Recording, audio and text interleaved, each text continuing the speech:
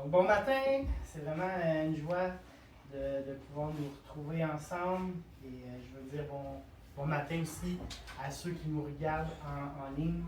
Et je vous encouragerai à nous laisser des commentaires, si vous avez des requêtes de prière, quoi que ce soit, vous pouvez nous laisser cela dans la petite parcelle commentaire. Là. Vous pouvez nous écrire, ça nous ferait un plaisir de vous entendre. Et donc, ce matin, on continue sur le même, alors que nous sommes dimanche de Pâques. Donc, je voulais en même temps en profiter pour vous souhaiter un joyeux Pâques. Tout ce que Dieu peut vous donner. Amen. Donc, le titre de mon message, c'est « On continue en chemin vers la libération ». On continue avec cette même pensée, ce même message que Dieu a déposé sur mon cœur, où il nous amène vers ce processus, il nous amène vers ce chemin, vers ce pèlerinage dans lequel nous sommes. C'est vraiment où ce que Dieu nous appelle à nous développer en tant que personne, mais en tant que chrétien, à découvrir ce que Dieu nous appelle à découvrir par rapport à la Pâque, la libération. Hein. La Bible dit dans Jean chapitre 8, verset 32, « La vérité nous rendra libres ». Hein, donc le but de ces messages, c'est vraiment découvrir que Dieu veut nous rendre libres, veut nous donner la libération. On peut comprendre, comme je vous ai dit dans les derniers messages, que tout ça a commencé avec Moïse dans Exode au chapitre 12, où on voit l'institution de la première Pâque, où il prend un agneau et il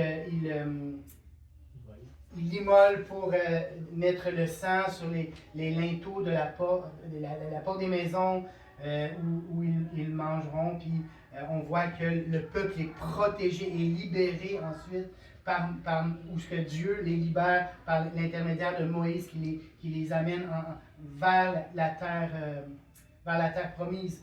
Et c'est ça l'idée ici, c'est que nous voulons aujourd'hui nous proposer un message où ce que, comme Jean le Baptiste a déclaré dans Jean chapitre 1 verset 29, il vit Jésus venant à lui et il dit « Voici l'agneau de Dieu qui ôte le péché du monde. » Pour nous qui nous sommes appelés à nous tourner vers Jésus, c'est lui qui va faire ce rôle-là de nous donner la libération.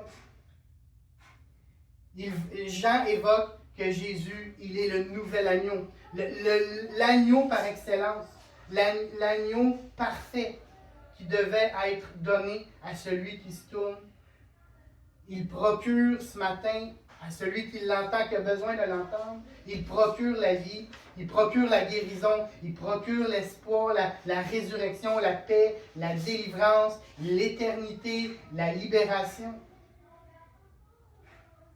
Donc, pour faire un petit récapitulatif, la semaine passée, il y a 2 semaines, nous avons vu 3 arrêts dans ce pèlerinage, que Jésus a souffert une bonne fois pour toutes, pour notre guérison, pour notre salut. Ensuite, nous avons vu que Jésus avait une parole fraîche pour chacun de nous, et que Jésus-Christ, il est le roi.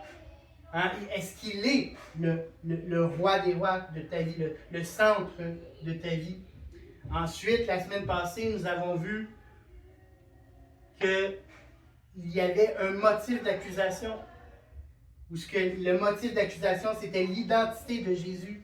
Hein? Il a été crucifié à cause de son identité. Jésus, il est le Messie, le Christ, et c'est pour ça qu'il a été accusé. Ensuite, on a vu qu'il y avait un refus du roi. Les gens de l'époque ont refusé le Messie. Ensuite, on a vu que la vie chrétienne, ça nous appelle à un renoncement. On est appelé à renoncer à certaines choses dans nos vies. Ce qui n'est pas évident. C'est ce qui, souvent, quand on s'approche de la chrétienté, de cette possibilité de nous accrocher à la foi en Jésus et qu'on nous parle d'une possibilité de renoncer à certaines choses, c'est à ce moment-là que ça bloque. C'est lorsqu'on est appelé à renoncer.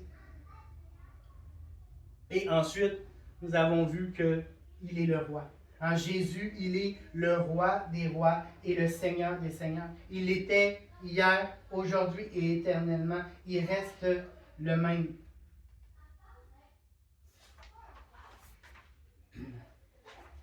Et donc, cette semaine, je veux nous amener à 4 réactions que nous pouvons faire face lorsque nous nous approchons de la parole de Dieu. Lorsque la parole de Dieu nous est annoncée, nous avons souvent des réactions, des manières que nous positionnons devant la parole de Dieu. Hein, la parole de Dieu, elle vient, elle est déclarée, elle est annoncée et nous sommes souvent en train de réagir face à ce qu'elle nous est dit. Et donc, la première réaction que je vous amène ce matin, c'est le doute. Hein, souvent, nous recevons de la part de Dieu et il y a une parole pour nous.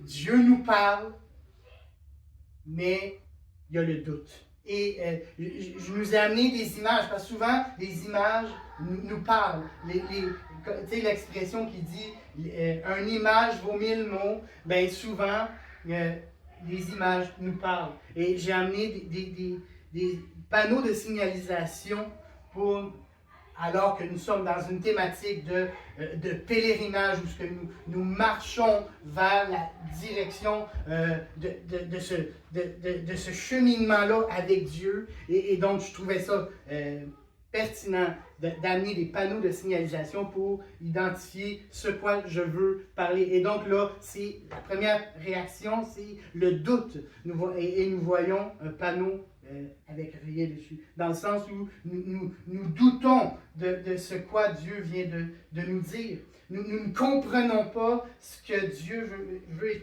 et ce qu'il est en train de dire et faire dans notre vie. Hein, il y a un exemple dans Jean au chapitre 14, verset 5 et aussi au verset 8.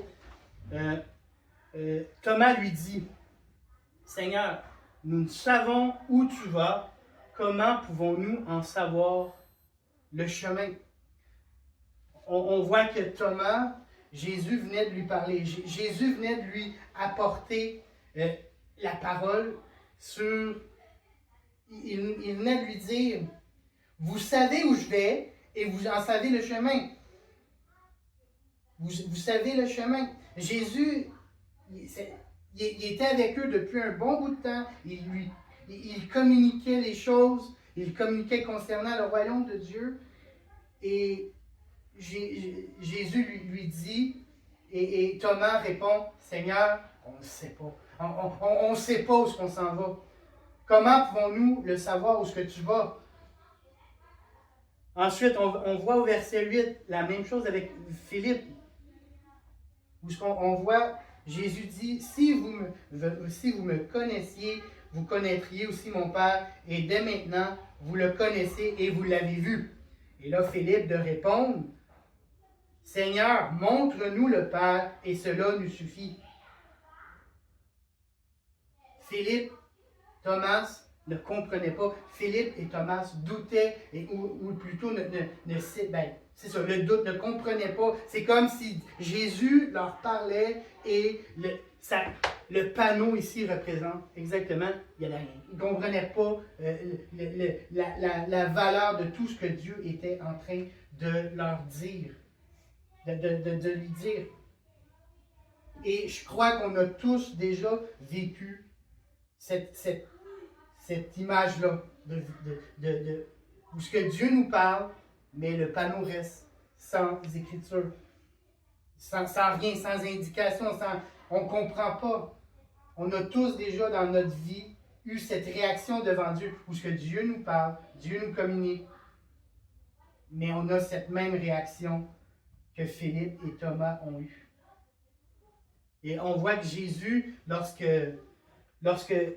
Philippe a répondu, Jésus il dit, Il y a si longtemps que je suis avec vous et tu n'as toujours pas connu, tu m'as toujours pas connu, Philippe. Voyons, ça fait un petit bout que je vous parle, puis vous n'avez toujours pas compris.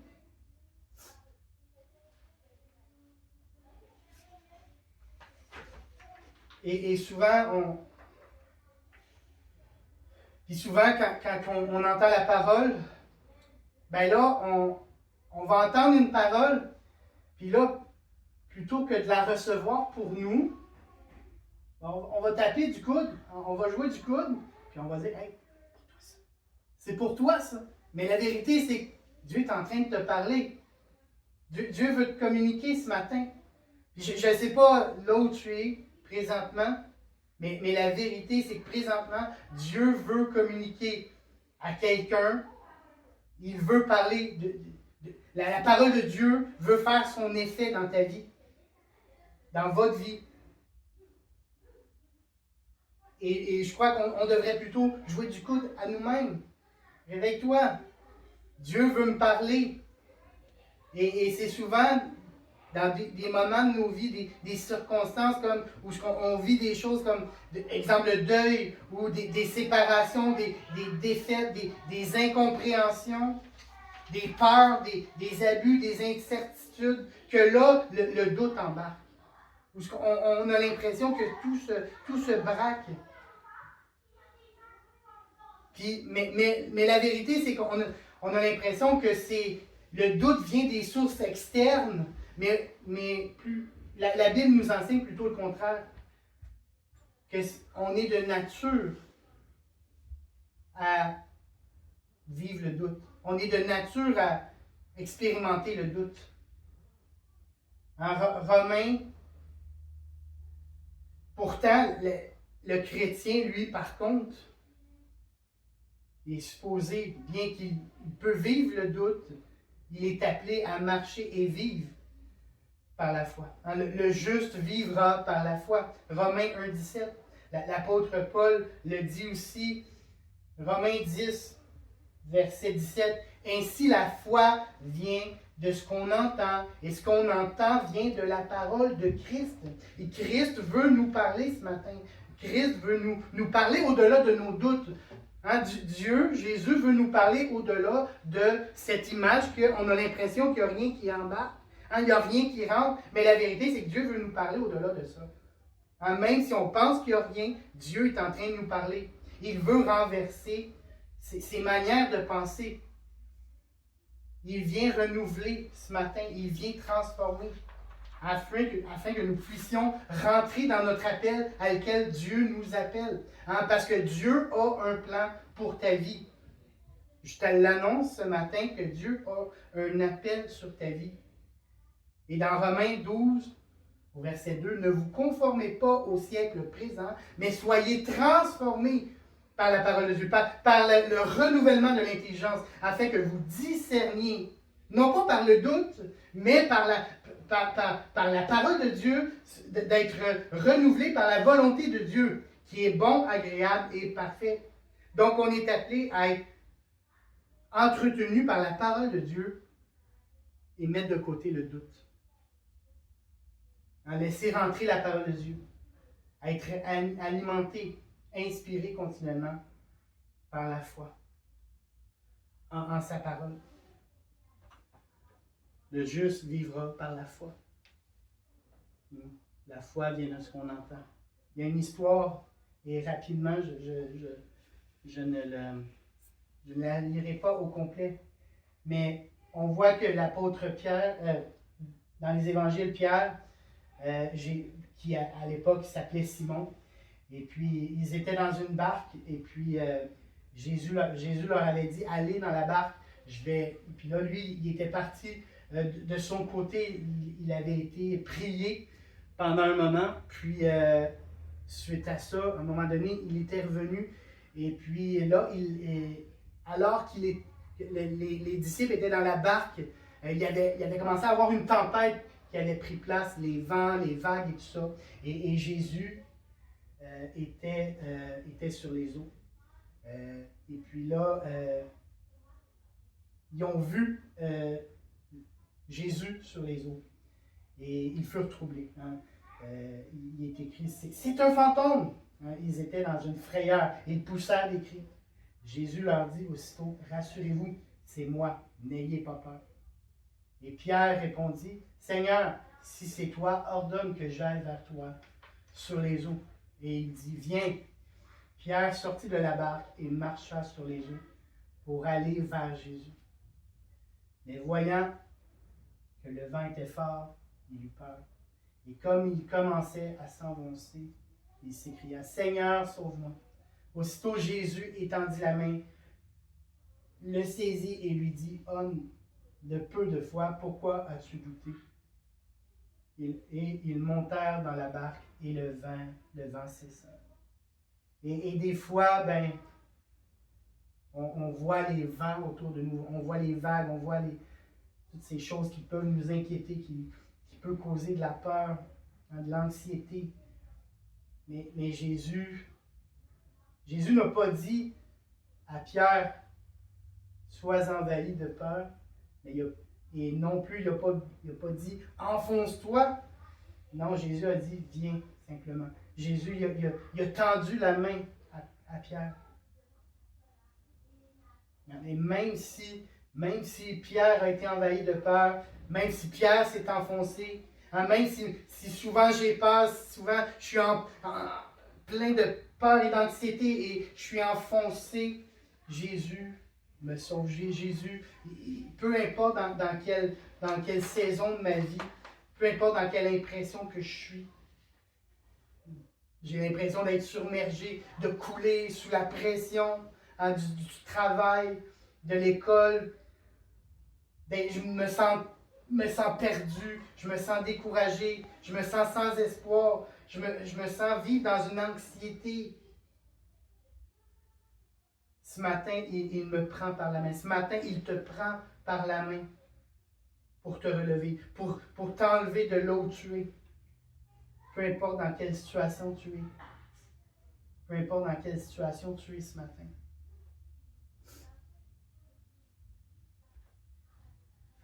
Deuxième réaction que nous pouvons expérimenter, que nous pouvons vivre, la deuxième réaction face à la parole que Dieu nous donne, c'est désobéir ou refuser la consigne du Seigneur. Hein? Ça, c'est quand je lis ça, quand je vois des réactions comme ça me fait penser à quand j'étais jeune, dans les classes, à l'école. Ça arrivait. Je désobéissais. Puis on m'envoyait au piquet. ça arrivait. Mais on peut observer dans la parole de Dieu, c'est la même chose. Hein? Ce que j'aime de la parole de Dieu, ce que j'aime de la Bible, c'est qu'elle nous montre les choses vraiment de ce qu'elles sont. Et nous pouvons nous représenter rapidement. Hein? Jésus, dans Matthieu, au chapitre 16, verset 21, on voit Jésus commencer à faire connaître à ses disciples qu'il fallait qu'il aille à Jérusalem, qu'il souffre beaucoup de la part des anciens, des principaux sacrificateurs et des scribes, qu'il soit mis à mort et qu'il ressuscite le troisième jour. Pierre, l'ayant pris à part, se mit à le reprendre et dit, « À Dieu ne plaise, Seigneur, cela ne t'arrivera pas. » Mais Jésus, se retournant, dit à Pierre, « Arrière de moi, Satan, tu mets en scandale, car tes pensées ne sont pas les pensées de Dieu, mais celles des hommes. » C'est comme des fois, on refuse ce que Dieu nous dit. Hein? Ou bien Jonas, hein, il y a Pierre, il y a Jonas, de la même manière. « Lève-toi, va à Nénive, la grande ville, et crie contre elle, car sa méchanceté est montée jusqu'à moi. » Jonas se lève. Ça, c'est bon. Jonas se lève, comme Dieu lui a demandé. Mais il s'enfuit. Il s'enfuit à Tarsis. Ça, c'est un détail. Hein? Il s'est levé, mais il n'est pas passé à la bonne place. Loin de la face de l'Éternel, il descendit à Jaffo et il trouva un navire qu'il allait à Tarsis. Il paya le prix du transport et s'embarqua pour aller avec les passagers à Tarsis, loin de la face de l'Éternel. Non, c'est pas tout ça. Donc, on voit que Dieu dit à Jonas, lève-toi, va à Nénive. Mais Jonas se lève, mais il s'enfuit. Il se lève, mais il décide de désobéir. Comme dirait Mufasa à Simba, tu m'as désobéi délibérément. Hein? Jonas avait désobéi à Dieu. Hein? Et je crois que parfois ça peut nous arriver à des moments de nos vies où on aime Dieu, mais Dieu, des fois, il nous choque des choses à l'oreille, il nous parle et il nous demande d'exécuter certaines choses. Nous sommes partis vers la gauche. Hein? Ou bien, il nous a demandé de dire ou faire quelque chose, mais on ne l'a pas fait, puis on le sait. Il nous demande de tenir une position pour lui, mais plutôt que de tenir, on se relâche dans notre conviction. Nous sommes souvent des Pierre ou des Jonas. On ne tient pas jusqu'au bout sur ce que Dieu nous a demandé. Des fois, on pense que la vérité, mais c'est que des fois, on pense que les hommes, les femmes de la Bible étaient d'un autre calibre des super-héros. Mais lorsqu'on lit attentivement la parole de Dieu, on se rend compte que les hommes de la Bible étaient un peu comme nous. Si on fait un petit survol, comme par exemple Abraham et Sarah se disaient trop vieux pour avoir un enfant. Sarah a même ri lorsqu'elle a entendu Dieu dire que l'année d'après, au même moment, elle allait avoir un enfant. Elle s'est mise à rire. Moïse était un meurtrier avec un problème de langage. Exode 2.12 et Exode 4.10. Joseph était un rêveur. Il recevait des rêves de Dieu, mais il était malhabile envers ses frères et ses parents. On peut lire son histoire dans Genèse 37. Jonas était un fuyard et dépressif. Jérémie, il se disait trop jeune. Et peut-être que ce matin, peut-être que tu te dis, moi, je ne suis pas à la hauteur. Moi, je ne fais pas ce qu'il faut pour faire ce que Dieu veut. Moi, je suis trop jeune. Moi, je suis trop vieux. Moi, je ne parle pas comme il le faut. Moi, je ne suis pas assez bon. Mais je veux te dire ce matin que ça, peu importe, ça n'a pas rapport avec toi. Je veux te dire ce matin que cela n'importe pas pour Dieu. Dieu prend ce que tu es et il t'amène là où il t'appelle à être et il te rend capable. Il te transforme. Il te transforme à l'image de son Fils. Il veut faire pour toi ce que tu es appelé à faire. Il te donne les forces. Il te donne les capacités, les facultés, les habiletés. Il te donne les dons pour l'œuvre à laquelle il t'appelle à faire. Amen. Troisième réaction ce matin. Le blasphème ou l'opposition. On a vu le doute, on a vu la désobéissance. Mais ici, on voit une opposition complète. Dans Luc 23, 39. L'un des malfaiteurs crucifiés l'injuriait, disait, « N'es-tu pas le Christ? » Ici, le terme « injurier » voulait dire que l'homme était d'une manière... il avait une impiété, il blasphémait Jésus, il diffamait, il le dénigrait, il médisait contre Jésus, il calomniait, il lui criait toutes sortes d'injures. Et cette réaction, des fois, peut se produire. Des fois, on est tellement loin de la présence de Dieu, loin de sa volonté, incapable de reconnaître ce que Dieu a fait pour ta vie individuelle, personnelle ou de manière universelle. Cette réaction est souvent causée par des événements, des expériences, des abus, des choses insouhaitables, des séparations, des divisions, des chicanes, des guerres. de l'incompréhension, de l'incrédulité. La nature humaine peut se caractériser par l'opposition envers Dieu, envers la Bible. En Galates 5.20, les inimitiés sont une des œuvres de la chair. En Romains 3.23, car tous ont péché et sont privés de la gloire de Dieu.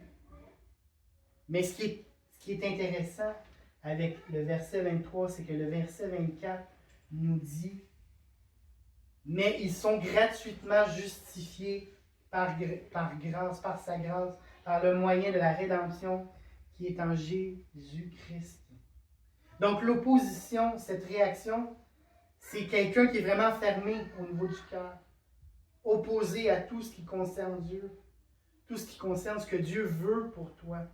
Parce que la vérité, c'est que tu as le droit d'être dans l'opposition.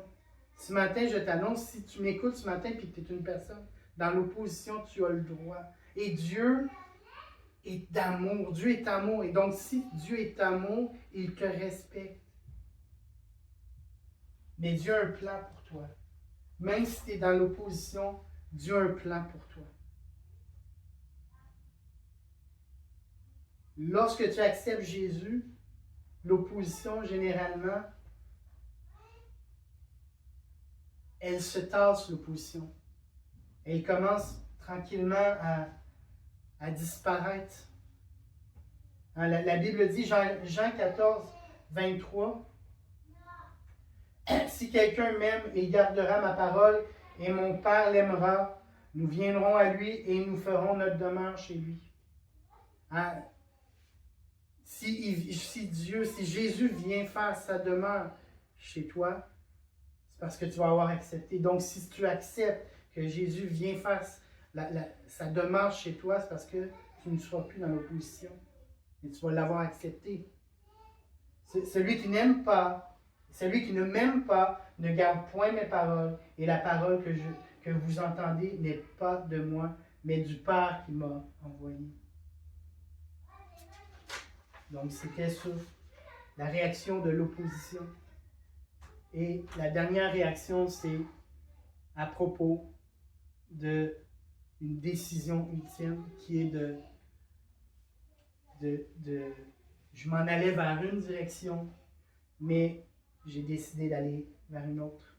On peut aussi l'appeler la repentance. Dans Luc 23, verset 40, on voit une décision, on voit une réaction, une décision d'un homme qui probablement, s'il était à côté de Jésus sur la croix, c'est qu'il était un homme qui méritait son châtiment. Hein? Même de lui-même, il le dit. On voit dans Luc 23, 40, ne crains-tu pas Dieu, toi qui subis la même condamnation? Pour nous, c'est justice, car nous recevons ce que nous méritons, nos crimes. On a mérité parce qu'on a fait des crimes. Mais celui-ci n'a rien fait de mal. Et il dit à Jésus, « Souviens-toi de moi quand tu viendras dans ton règne. » Jésus lui répondit, « Je te le dis en vérité, aujourd'hui, tu seras avec moi dans le paradis. » Aujourd'hui, tu seras avec moi dans le paradis. Et on voit que cet homme, il était sur la croix à côté de Jésus. Puis cet homme-là qui était crucifié, il a fait toute l'opposition de l'autre. Dans le fond, il y en avait un qui injuriait, puis l'autre a fait le bon choix. Hein, il s'est tourné vers Jésus. Hein, si nous utilisons, c'est ça, un langage pour bien comprendre, il s'est simplement tourné vers Jésus. Il a fait comme l'image qu'on voyait tantôt, et il a fait un 180. Hein, il a décidé à la dernière minute de se tourner vers celui qui peut faire une différence. Et ce matin, j'ai envie de vous dire, vous n'êtes pas obligé d'attendre au dernier moment de votre vie pour faire ce pas. Je crois qu'à tous les jours de votre vie, Dieu est là. Jésus a un désir d'entretenir une relation avec vous. Et ce qui est intéressant dans cette prise de décision de cet homme, c'est qu'on voit que c'était tout simple.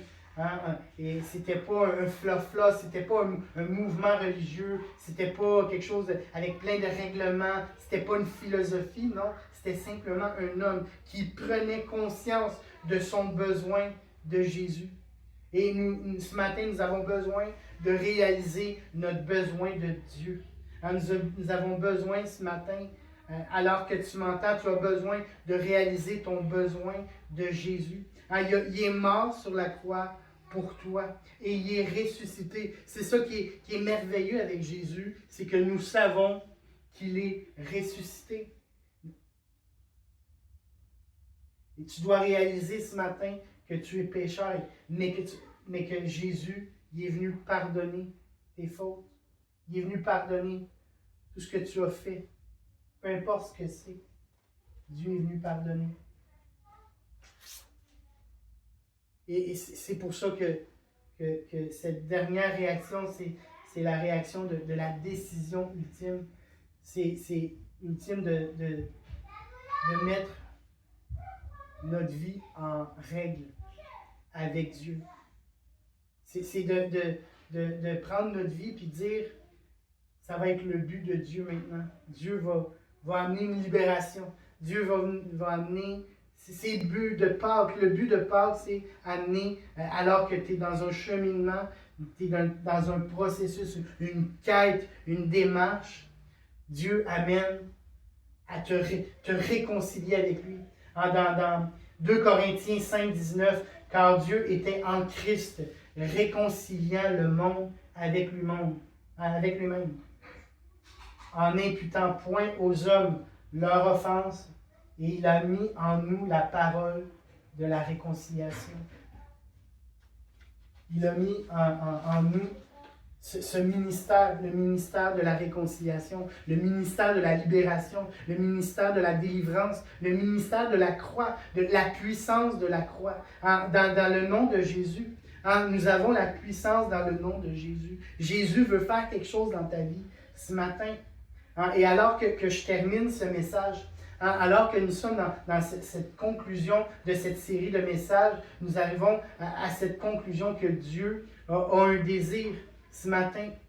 Alors que peut-être que tu vis ta vie dans un mouvement continuel de doute, où que tu ne sais pas vraiment là où tu t'en vas, et lorsque tu penses à Dieu, tu ne sais pas trop quoi en penser. Bien, ce matin, je t'annonce que Dieu veut mettre sur toi une grande mesure de foi. Il veut t'amener à comprendre le plan de Dieu pour ta vie. D'abord et avant tout, ce que Jésus a fait pour toi sur la croix, mais aussi tout le reste de ta vie. Tout ce processus-là. Dieu a un plan pour ta vie.